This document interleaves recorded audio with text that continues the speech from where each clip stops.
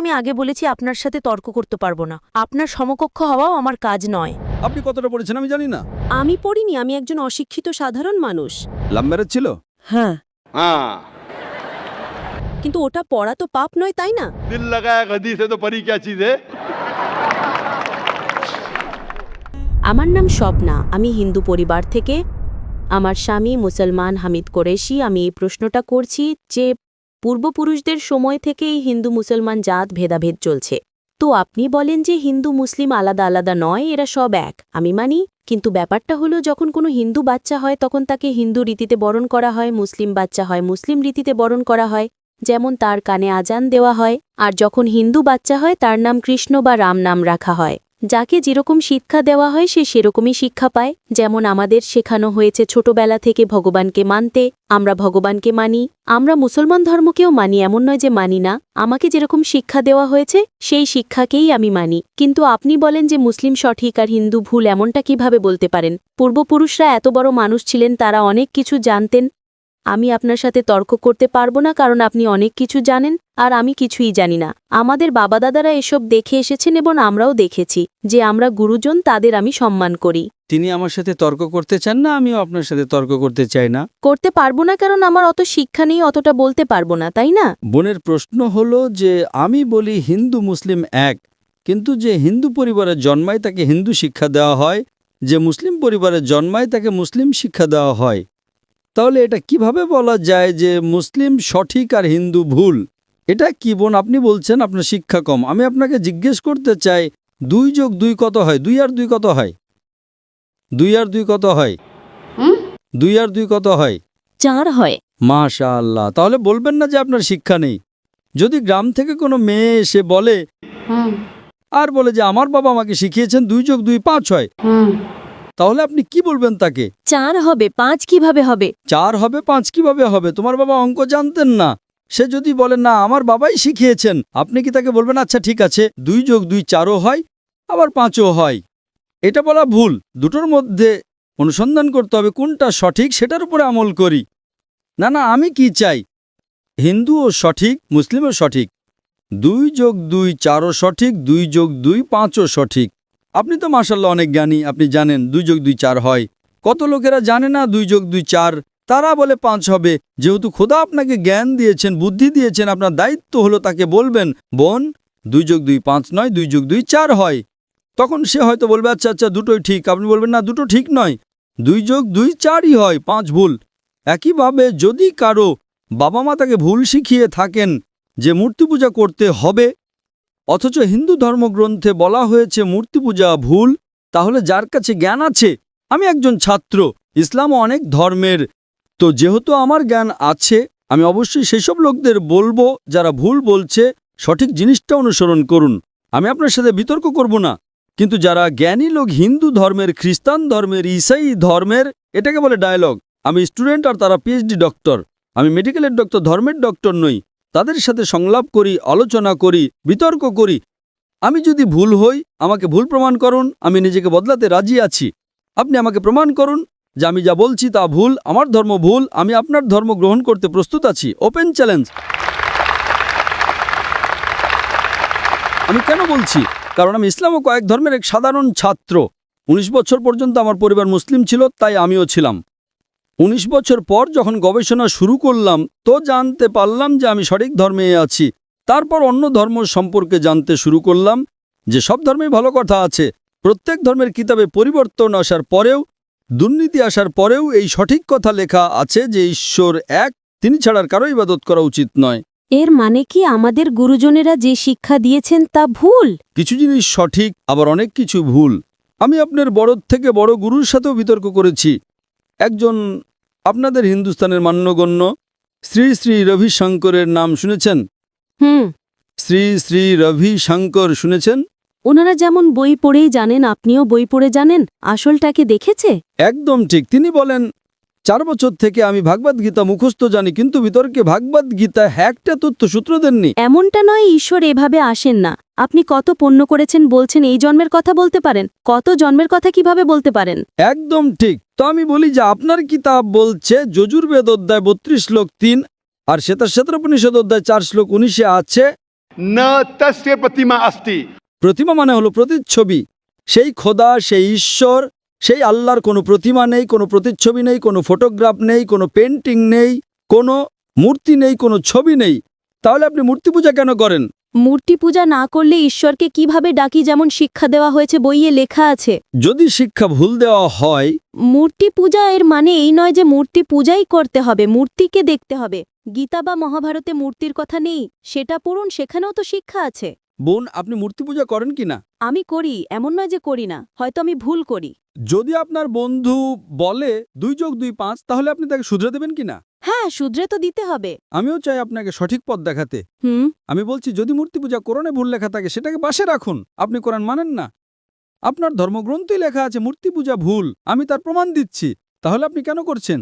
আপনাদের যেমন শিক্ষা দেওয়া হয়েছে যে এই ধর্মে এইভাবে ডাকতে বোন। হয়, ঈশ্বরকেই তো ডাকা হয়। বোন, একটা একটা করে আলোচনা করি, তারপর অন্য বিষয়ে যাব। আমার প্রথম প্রশ্ন হলো, মূর্তি পূজা যখন ভুল তখন কেন করেন? আপনি কেন মূর্তি পূজা করেন? এখন সেই পূর্বপুরুষরা ওইভাবেই করে এসেছেন, এটা তো আজকের কথা নয় যে আমি মানা করে দিলাম আর বললাম চলো আর করছি না। কিন্তু এই পূর্বপুরুষরা যখন যুগ যুগ ধরে করে আসছেন, তখন তারা তো এটা বলতে পারেন না যে আমরা করব না, আমরা করব না, তাই না? যদি যুগ যুগ ধরে গ্রামে শেখানো হয় যে 2 যোগ 2 5, তাহলে কি আপনি সেটা মানবেন? আমার পূর্বপুরুষরা বলতেন পৃথিবী সমতল, আমি কি তা মানব? আমি জিজ্ঞেস করছি, আজ পৃথিবী কেমন? পৃথিবী কি সমতল নাকি পৃথিবী গোল? গলে। মাশাআল্লাহ, আপনি তো জ্ঞানী, আপনি তো জানেন। তাহলে যদি আমার বাবা দাদারা বলতেন পৃথিবী সমতল, তাহলে আমি কি করব? তাদের কথা মানবো নাকি ছেড়ে দেব? তো সেই সময় কি এই যুগ চলতো না? একদম ঠিক, আজকের যুগ এটা। এখনকার যে যুগ তার চেয়ে আগের যুগ সেই সময় ভালো ছিল, পবিত্র ছিল। আগে এমন প্রচার হতো না যেখানে কোটি কোটি মানুষ একসাথে দেখতে পারত। আজকের প্রচারে এখানে লক্ষ লক্ষ মানুষ জমা হয়েছে, লক্ষ লক্ষ মানুষের সাথে টেলিভিশনে কোটি মানুষ দেখছে। তাই আপনার কোনো অজুহাত থাকবে না। কোটি কোটি মানুষের সামনে আপনাকে বলা হয়েছে যে মূর্তি পূজা ভুল, এরপরেও যদি আপনি করেন তাহলে আপনার কোনো অজুহাত বাকি থাকবে না। মূর্তি পূজা ভুল আপনার কোরআন শরীফে যেমন লেখা আছে, আমাদের গীতা মহাভারতেও লেখা আছে, কিন্তু ওটা পড়া তো পাপ নয়, তাই না? আমি কখন বলেছি যে গীতা পড়া ভুল? আমিও গীতা পড়ি, আমি বাইবেলও পড়ি, আমি ইহুদিদের কিতাবও পড়ি, আমি বেদও পড়ি। আপনি কতটা পড়েছেন আমি জানি না, আমি পড়িনি, আমি একজন অশিক্ষিত সাধারণ মানুষ। কিন্তু আমি পড়েছি। হ্যাঁ, এই জন্যই আমি আগে বলেছি আপনার সাথে তর্ক করতে পারবো না। আপনার সমকক্ষ হওয়াও আমার কাজ নয়। হ্যাঁ, তো আমি আপনার সাথে তর্ক করছি না, আমি শুধু অনুরোধ করছি। কিন্তু আমি এটা বলতে চাইছি না আমাদের পূর্বপুরুষরা যা করে এসেছেন সেটা কি ভুল? এজন্যই তো বললাম, আমার পূর্বপুরুষরা বলতেন যে পৃথিবী সমতল, দুনিয়া সমতল। আমি সেই পূর্বপুরুষদের কথা কি মানব? আমি পূর্বপুরুষদের সম্মান করব, তারা আমার বড় ছিলেন, আমার বাবা দাদা ছিলেন। সম্মান করার মানে এই নয় যে তাদের সব কথা মানতে হবে।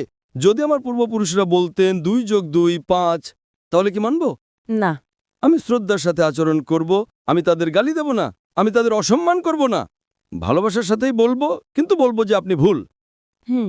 আর যদি নাও বলি, অন্তত আমার জীবনে সেটার ওপর আমল করব না। হুম।